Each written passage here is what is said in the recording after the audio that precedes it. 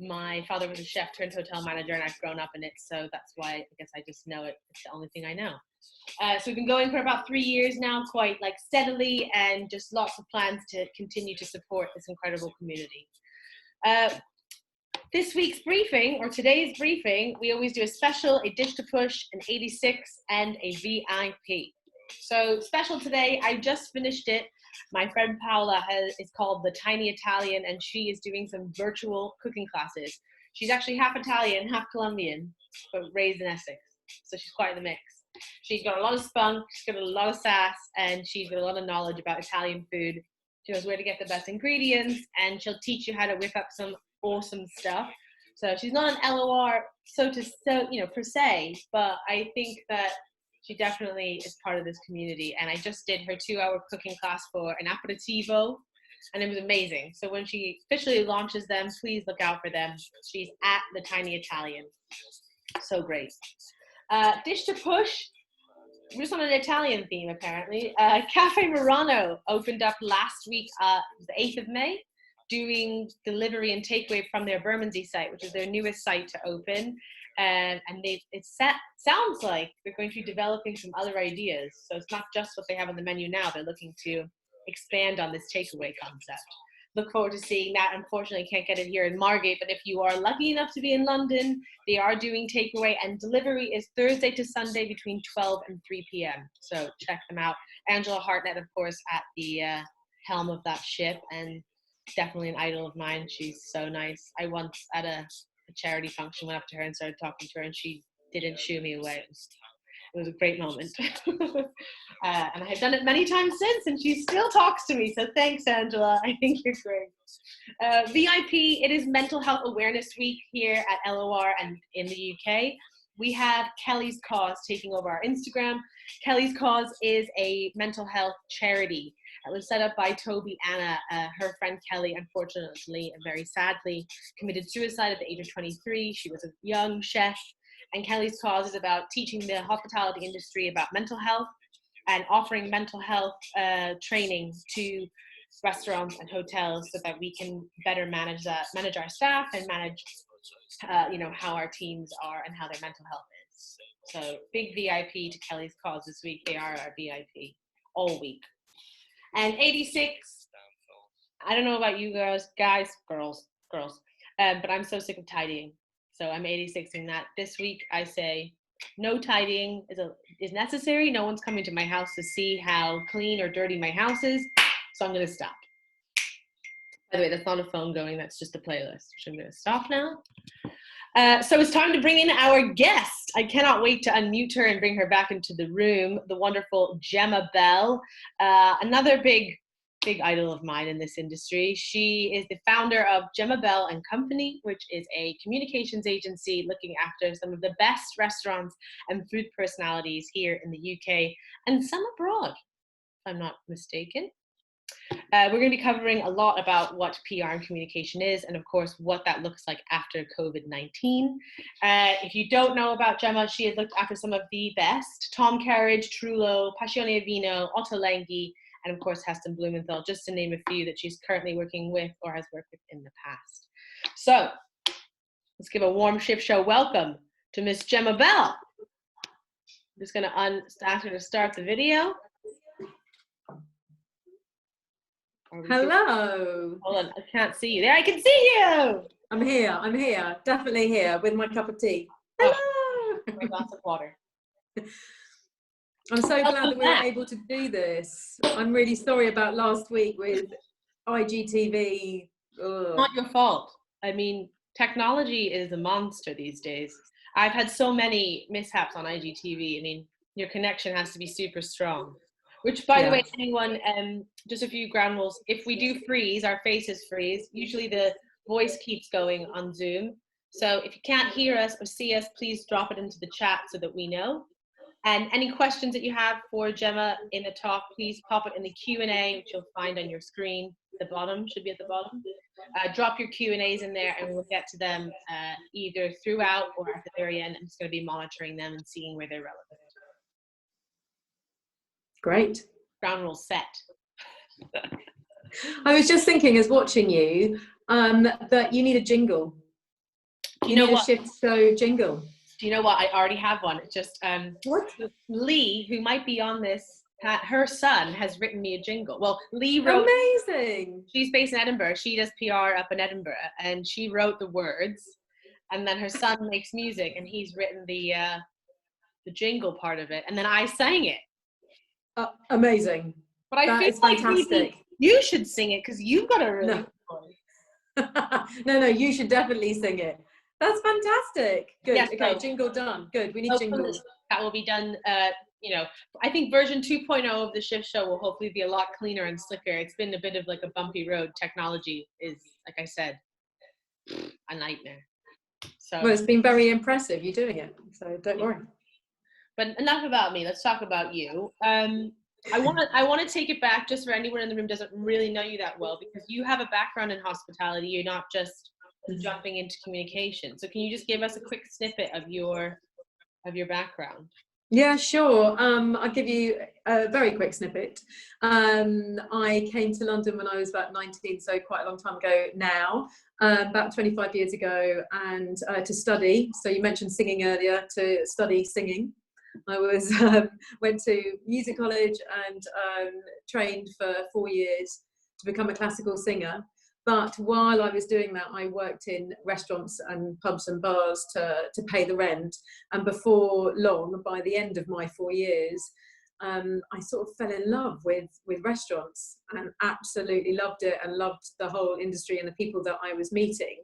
So my final year, I got a job working for Marco Pierre White's latest restaurant, which was called Titanic on Brewer Street, just behind the Atlantic Bar and Grill. Titanic, Atlantic. Wasn't it? It was MASH then. Afterwards, it became that MASH restaurant. Not for years afterwards. It was closed for a long time. I think it was empty for a long time. Someone correct me if I'm wrong, but it was empty. But it was sort of the height of. It was the mid-90s, height of Britpop, hilarious, VIP ropes, VIPs coming in.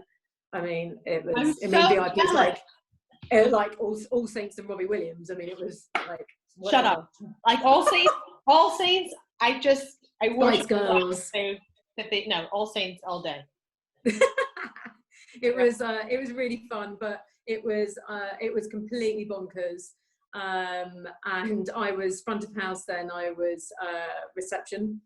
And so that was my kind of entry into massive restaurants. And it was the heyday when Mezzo was open, which isn't Mezzo anymore, but it was Terence Conran's restaurant. And these places seated hundreds and hundreds and hundreds of people. So it was the days of the big restaurants, which weirdly was starting to come back at the end of last year. But anyway, that's another story.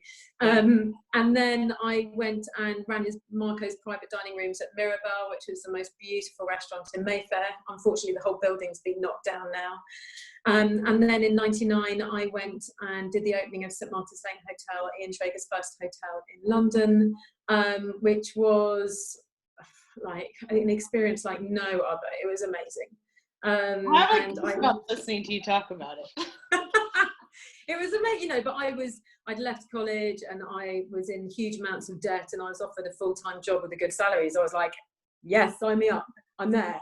And little did I know that I was on my feet doing breakfast shifts from 6 a.m. and then doing the evening shifts until like midnight every day. I did that for the first couple of months of the opening of the hotel. And that's just what openings are like, right? You just throw in your all and you give it your all and you virtually live there. But it was really fun. Met loads of people. And like I said, I was in my 20s. So I was just like, you can do whatever you like when you're in your 20s. And it was really, really fun. And then Sanderson opened. And by then I was kind of managing reservations, a bit of marketing and reception. And by the end of my time now, after 5 years, I amazingly got given an opportunity to do the PR for the restaurants and the bars at both hotels. And that was it. And, an amazing woman called Elizabeth Crompton-Batt, who used to do the PR, was really kind. And I still say is a mentor of mine, gave me a few numbers for journalists to call up. And I did. And I felt like I just called them up and invited them in for lunch. And to my surprise, they said yes.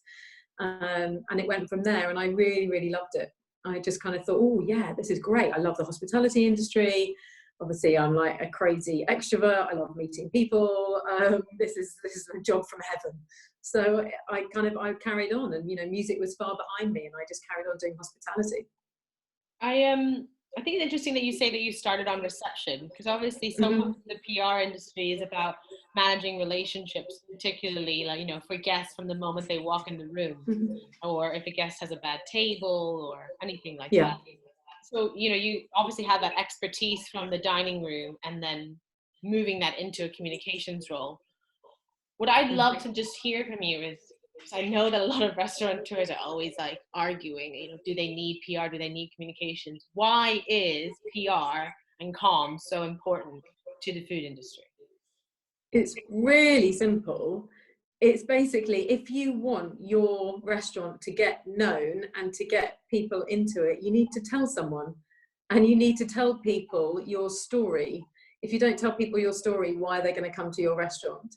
If they don't have an insight into sort of who you are or what you're about, why are they going to come? I think that gone are the days, this is pre-COVID, but gone are the days where you would just wait for or rely on footfall or rely on word of mouth.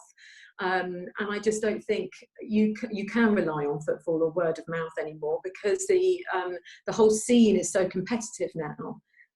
We all know that, over the last sort of 5 to 10 years, the restaurant scene in London in particular, but also around the UK, has grown exponentially, and it's fantastic, but it's really competitive. So it means it's a lot noisier out there.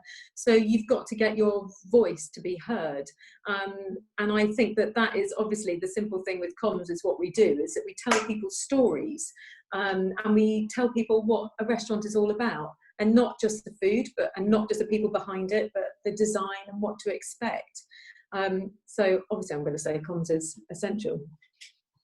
I think it is, and I think it's really important what you're saying about storytelling and the market being oversaturated, and people are more and more trying to connect with a space in their local neighborhood and the people that are behind it and what they're connected to. So it's like all these little pockets of tribes are setting up, but without giving too many of your secret weapons away. I don't mind. But I guess what would be your top tips, or some key ways that you would say to a new restaurant opening, or even one that's been around for a while, of how they could either start to communicate or re-communicate their story? Well, I think definitely, well, kind of almost just stepping back a little bit, when we meet with restaurateurs, chefs that want to open a new place, one of the things that we will always ask is, can you imagine your restaurant now? Okay, it's a building site, or it's rubble now, or it's even just on a drawing board, but just take yourself there. Imagine that you're there.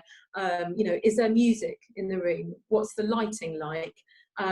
What's the menu like? But who are your guests? Who's sitting in your restaurant, or sitting at the counter, or drinking cocktails at your bar? Who are your guests? What's the makeup of them? Are they spending the money that you want them to spend? Is the average spend what you've predicted? It's all very well having it in a P&L and having it in your budget, but actually, if you're not communicating to the right market, you're not going to make your budget. Although you've got to think about those things. So I really want restaurateurs to think about the makeup of their restaurant and who's in it. And when they communicate that to us, we can go, okay, I know how to reach those people. I know that that's going to be through digital platforms, or that's going to be more of a social heavy strategy, or that's going to be more of a print luxury strategy. So it's defining, once you know what the restaurant is, who you're going to be marketing to, then you can go out there and do it. And you mentioned neighbourhood earlier, and I think that actually, a restaurant really having full understanding of their neighbourhood, whether it's in the city, whether it's in Mayfair, whether it's in Clapham or Hackney, or Brighton or Birmingham, it's really, really important that you understand the neighbourhood and the competition in the area, and what's going on in that area and what do the people want. I'm really glad that we brought up neighborhood so early in the conversation, because I feel like local marketing is becoming more and more important. So I guess can we talk about that? The importance of local marketing and how you go about doing that. And you talk about getting to know your locals. I guess expand on that. Okay. But actually, I mean, I think local marketing, when it's actually kind of, when it's very local, it has to be the restaurant doing it themselves. And that's not a cop out, I promise. We can give all the tools, we can help with sort of, you know, branding and copy and how they're going to do it. But actually, when your local customer comes into the restaurant, they don't want to see a PR person, they want to see the GM or the receptionist or a friendly face that they met while they were kind of getting to know, you know, their local market. And I think that is really important. And even if you're in the city, it's really important to know the businesses around your restaurant. Who are they? You know, are they likely to have lunch breaks? If they are, how long do they have, and will they be able to come and visit? And so it's really important for the GM of a restaurant or somebody, a representative for the restaurant, to go and try and get to know all those businesses. So the kind of thing that we do is get to know the businesses, get all the contacts, get to know what those businesses are, and then help the restaurant on their way. But obviously social is really important as well, and we're seeing now that social is more important than ever. So social media will have a really big impact as well. On that note, on social media, because obviously the age of the influencer has been quite influential, for lack of a better word, over the last 5 or 7 years, so to speak. As a restaurateur, just playing devil's advocate here, I've got 5 influencers who come into my restaurant over the course of a week, and I'm giving them a free meal in exchange for a picture. You know, sometimes it can be very hard for me to see the return on investment in that. What would you then say to, I guess, the restaurateur in that situation? I would say don't give so many free meals away. Would be my first thing. I would say be really cautious about giving freebies away. Really pick your people on Instagram that you like or you have a connection with. Look at their engagement, who they are, what their pictures are like, what they're doing. You know, just get a feel for them. You know, as an agency, we get emails every single day asking for free bedrooms and free meals, and lots of people watching this will also experience that on a daily basis. And you can't say yes to everybody, and you've really got to handpick who you give free meals to. And you know, if you're a little restaurant in Margate, giving away 5 meals in a week is actually quite a lot, and you've really got to think about you know, if I'm giving away this freebie, what am I getting in return? I think that is important. And as much as Instagram is it's interesting, I think Instagram at the moment, while we're still living in some kind of lockdown, is being particularly important for restaurants, especially as they launch any kind of takeaway or delivery, or they're adapting their business in some way. The social media, Instagram is their platform to communicate that. And so actually the role of an influencer taking a photo of a dish in a restaurant has changed. And when you look at, the other day, I won't name who it is, but the other day I was looking at someone's Instagram following, and they had lots and lots of followers, but their engagement wasn't very much. And I was like, that's really strange. Why aren't they getting very many likes? There's not much engagement going on. The pictures are okay. Anyway, I went down and down and scrolled through the feed, and further down, they were getting a lot more likes, and the pictures were way better. And I realised actually all the pictures that were taken were in restaurants.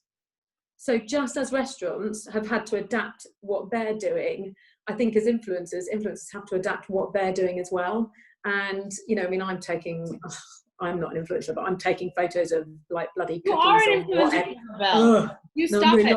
No, I'm like taking pictures of like, I don't know what I'm taking. You were taking great pictures. Funny. I made Rav's cookies. They looked amazing. I did. I made Rav's cookies, but you know, and I think I commented like, who have I turned into? I don't even know who I am anymore. Yeah, I think I don't bake, but you know, but it's just like you have to adapt, and it'll be interesting to see, you know, which influencers come through and which don't, and which we all have to adapt now. We all have to change, and if you don't change, you're going to be left behind.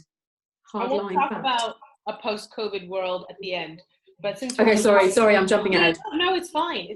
But since we're on the topic of digital, something that we talked about in our call ahead of this was just because I mean we did talk about this, but yeah, print versus digital, and how print, you know, you do want, like, I've got my Elle magazine here, and like my name was ever in Elle magazine, I'd be so amazed, you know.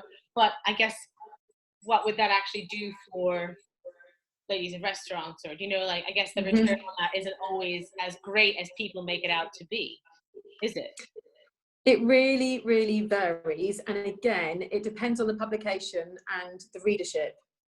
So, you know, Elle magazine is fun, I'd say young women magazine. So pretty good for LOR to be in there. Not GQ, not so much.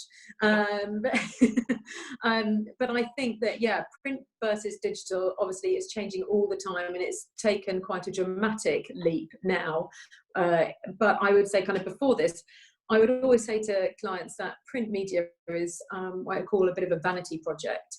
So like you said, if you see your photo or your name or your business in print, it's, you know, you open it and you read it and you feel so proud and so happy, and you're like, oh my goodness, this is amazing. You're going to frame it and you're going to keep it, and it's something really great. It's tangible. You can hold on to it.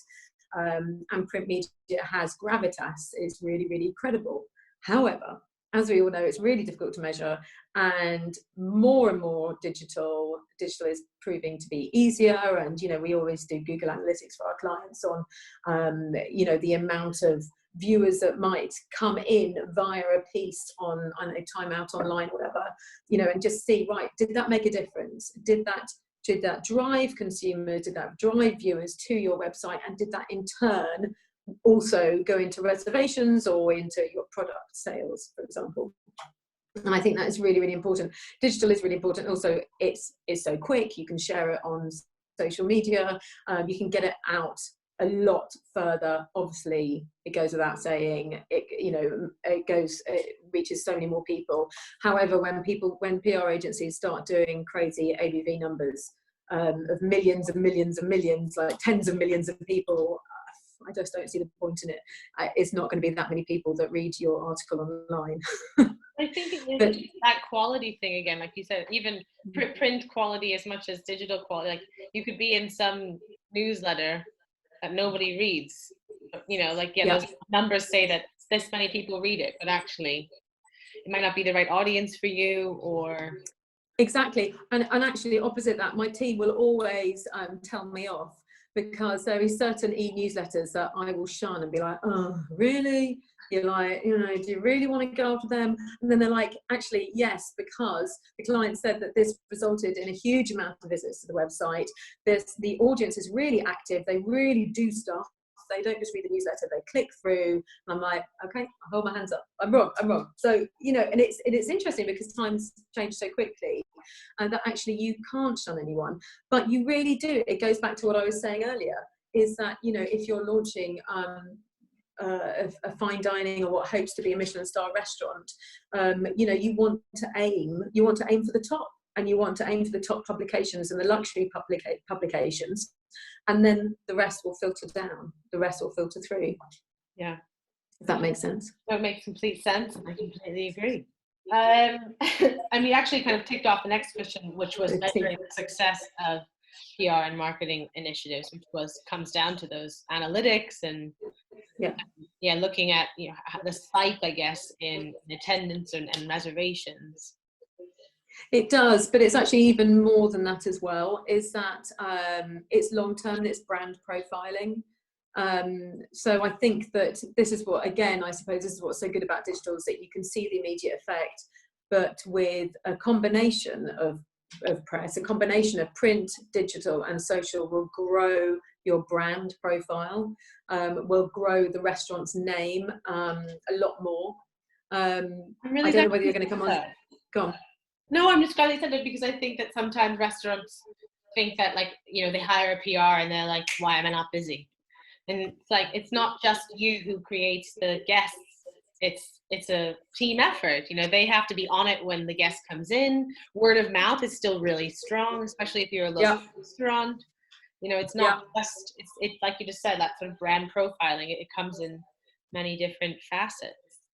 It really is. And I suppose that, you know, like you said, we can do the comms. We can get to know, you know, if you're a certain neighborhood, we can pick out people that live in that neighbourhood that we know that will be really influential, and we can invite them in, or we can do social and all these kind of things. But it is a group effort, and of course any PRs out there watching this will know that PR often gets the blame for when something goes wrong. Everything. PR gets the blame for everything. Not busy. Right. Close the restaurant. Your fault. It's your fault. It's the PR's fault. It must be the PR's fault. It can't possibly be our fault. We did such a good job when they came in. I think we should move on to the big elephant in the room, which of course is PR and communication as a world after COVID. And then I would like to bring in the question from one of our audience members, John Sparing, who owns the Chili Pickle in Brighton. But we'll go. Let's start with that. I guess, like, what is the PR and communications world? What do you think it might look like after this is? I don't want to say it's over, because I think we're just going to be moving into a new way of functioning. We're moving into a new phase, and we're not quite sure what that looks like yet. I think comms, and obviously I know everyone's going to go, yeah, you would say that, but comms is going to become essential to restaurants, because to build confidence with the consumers, they need to hear what restaurants are doing. They need to feel safe that restaurants are adhering to any practices that we're being told to adhere to, or going the extra mile, or doing something different, or telling us how are as a restaurant going to make all the guests feel welcome, not just confident in their safety and their hygiene, but welcome, and we're going to have an experience that we're not going to walk into a really dead, quiet, isolated space where we're not going to have any fun and we're not going to be able to socialise with each other. So comms is going to be essential, because we need to communicate what you're doing. It's going to be so important. And when we don't know what it's going to be like when restaurants are, I know that the government was saying maybe July for a few restaurants. Yeah, maybe it'll be later in the year. Is everything going to just suddenly happen like that? Well, then it's going to be really noisy. It's going to feel like everyone's opening their restaurant again at the same time. That's never happened before. Yeah. That's going to be completely mad. It's going to be a lot of noise. How are you going to stand out? How's your restaurant going to stand out from everyone else? Even if you're a neighbourhood on a high street, and there are lots of good restaurants and you all work together, and that is really important. Obviously, the industry has come together so brilliantly right now. But how are you going to be able to not only support your peers and your colleagues down the high street, but how are you going to make sure that those locals that came in pre-COVID, as it will be known, going to come in afterwards as well? No, it was like when everyone switched to takeaway. It was like mayhem. And then mayhem. Yeah. I didn't even think about that. Like, it's like everyone reopening all at once. I mean, that's going to be crazy.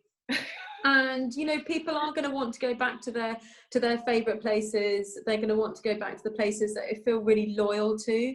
And I would say the ones that aren't saying anything. I mean, listen, I totally get it with restaurants being sort of hibernating on Instagram at the moment and, not saying anything. People need a break. We all know restaurateurs and chefs work incredibly hard. But it's just like they're going to have to start, if those ones that have shut down on Instagram and Twitter are going to have to start communicating again, slowly but surely. And what are they going to be communicating? And how are they going to communicate not only to their sort of regulars and their loyal guests that they're going to be reopening, but they're also going to need to market to a whole brand new market as well. We're not going to have tourists in this city and in this country for a long time. So neighbourhoods become even more important, and knowing who is in your area is going to become vital, because we're going to have very few visitors, if any, at the beginning. I mean, I guess then you'll Sorry, be I'm rambling yourself, no, then you'll be opening yourself up to, maybe some locals who never came to you before because they worked in the city and they could never make it home in time to have dinner with you. But now they're working from home and now they can come and see you. Yeah. So yeah, absolutely. I want to ask. Yeah, and what are the advantages for people working from home? Sorry. That's keep going. I think that's keep going. No, I think that's really interesting. It's keep going. It's going to be really interesting, and actually, people working from home and wanting to get take out for lunch or wanting just to go out for a bite to eat, you know, tap into that market. But we do have to think of central London as well. It was central of any city in the UK. It's going to be really tough, and so restaurants are going to have to diversify their businesses and think about how are they going to be able to draw in customers. I'm going to ask Dawn's question, and then we can open up the room to some questions. So while I'm pulling up Dawn's question, if anyone has any I will answer them. Please drop them into either the chat or the Q&A. Let me find it. God. So, okay. How can we talk about all the issues we are currently having in a public forum without sounding moany or like we are on our soapboxes? I feel it is important that customers understand what is going on for us, and also for them to realize that the hospitality industry before this happened was struggling due to VAT, rates, rent, overheads, etc., etc. As perception from a non-hospitality person is a busy restaurant equals money, and compare the price point to how much things cost when food shopping, for example. Also, would you really like to push for national timeout? But do our customers want to hear this, and would it be detrimental to your persona to talk about it too much? A lot in there, and actually, yes, I haven't talked about national timeout at all, and obviously we are supporting that, which is really important. We believe for the survival of the restaurant industry and survival of jobs, more importantly. I think that you can absolutely communicate the nuts and bolts of the restaurant industry and your restaurant without feeling as if you're on your soapbox. I think there are definitely ways in communicating that without putting people off. You can absolutely say, well, fortunately, there have been some articles, actually because of national timeout and stuff, there have been quite a few articles where chefs have commented in the national press recently, really reiterating that restaurants are cash businesses and that they don't have loads of money sitting in the bank, and that the margins are so tiny. So I mean, hopefully that is kind of dripping through to people that a busy restaurant doesn't necessarily mean that you're actually making any money at all. And I think that you can really gently and slowly communicate going, you know, we're a successful restaurant and we're really busy, but we're not going to make it through this period because we still have to pay rent. We're not going to be able to make it through because we don't have the money in the bank. And actually something about, you know, sort of saying to your regulars and saying to people, you know, help, without asking, you know, directly just for cash, but just saying, we want to communicate this because we want to stay open for you guys, and we hope that you miss us and love us enough that you'll want us back. That sort of thing. I think there is definitely a way to do it without sounding preachy. Yeah, absolutely. I think that, you know, with the hospitality industry, it's about connecting with people. So I guess it's finding that tone of voice of how you can connect with your guests, that message. Totally. You know, yeah, totally. We want to reopen for you. This is the crux of what means running a restaurant without making, without being moany. I think there's definitely a way. Yeah, you don't have to be moany. I really don't think you do. But actually, you know, you can set out this is how difficult it is. We love it. We love this industry and we want to open again. But we need your help to do that, and we need to campaign the government for a national timeout.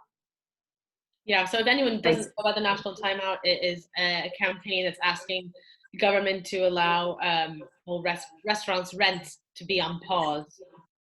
And that's right. With the landlords as well as the restaurants to make that happen. Obviously, without the cash, it's kind of hard to pay your rent. We've got two questions from the audience. I want to dive into those because I'm conscious of time. The first one comes from Hillary Armstrong. Sorry, I'm going to say your names. If you don't want to Hillary. say anonymous. Hillary says, I absolutely agree that PR will be more important than ever, but how do we persuade businesses to find the budget? Excellent question. Excellent question, because you're absolutely right, Hillary. You know, restaurants can't pay the rent now. How on earth are we going to expect them to pay PR fees, especially before they open, because we need to make sure that all the strategies are in place before they open? Well, you can't charge the fees.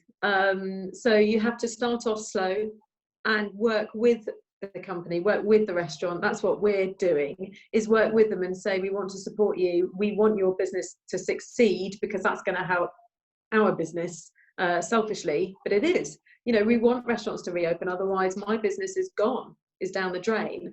So it's about starting off really, really slowly and doing a bit of hand holding and, and small fees. And actually that's something that as an agency we've done for years and years and years, is that we have big clients where they're able to pay the fees, but we also support little restaurants, little bistros down back streets that have 26 covers that can't afford big fees at all.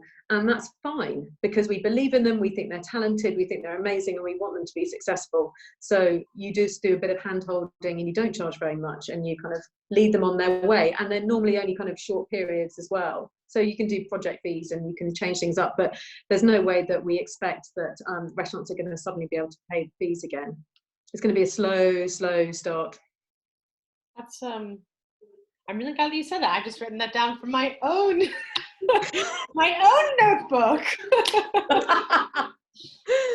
You've got to be realistic. You've got to be realistic. You do, and we are all a team. And I think actually by doing that, you're showing solidarity with us all. Totally. And thinking the long term. This isn't about short term. It's thinking long term. That's right. Got to think ahead. Marathon, not a sprint, right? Yes, totally. Next question is from Fran White. Thank you so much for a great discussion. You're welcome. What do you think is the role of PR during COVID? How do we support clients in this hard time when their budgets are so restricted? So a bit of a similar question. Well, what we're doing at the moment, and Alice, my amazing MD, is that we're supporting our clients as much as we can.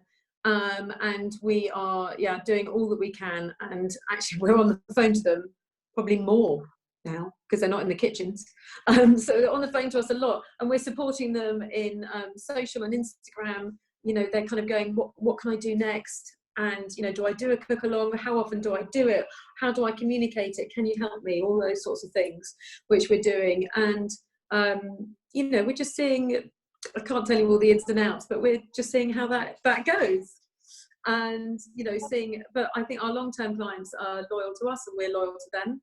And again, we want to support them through this so they come through the other side.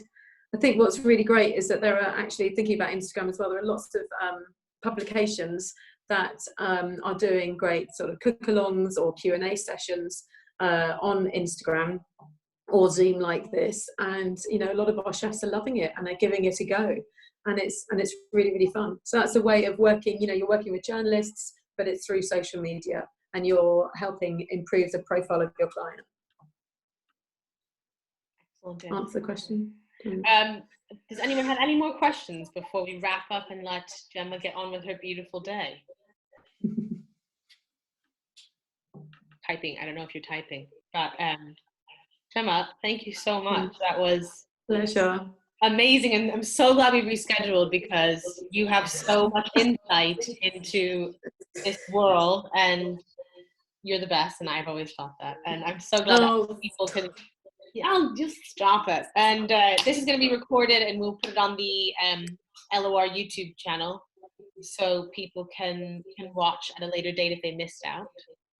Thank you all for tuning in, and if you want to tune in tomorrow, we're on Instagram Live with Mirabeau Wines.